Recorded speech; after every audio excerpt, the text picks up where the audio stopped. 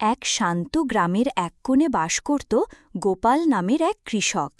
গোপাল খুব পরিশ্রমী ছিল, কিন্তু ছিল খুবই লোভী। যতই ফসল হোক তার মন ভরত না, সব সময় চাইত আরও বেশি।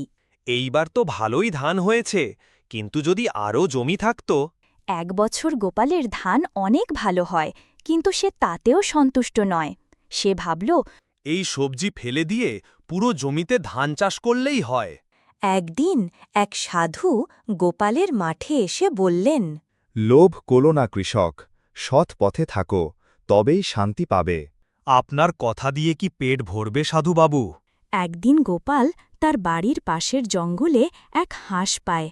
অদ্ভুতভাবে হাঁসটি সোনার ডিম পাড়ে। সোনার ডিম? আমি তো এখন ধনী হয়ে যাব।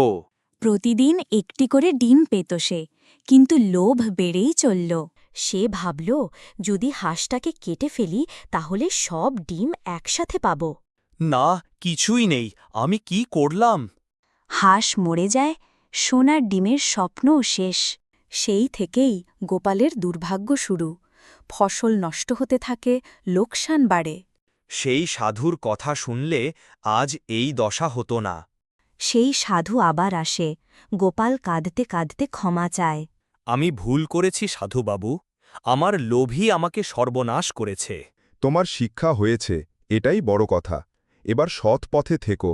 এরপর থেকে গোপাল সৎভাবে জীবন কাটাতে থাকে। সে বুঝে যায়, লোভে পাপ, পাপে মৃত্যু।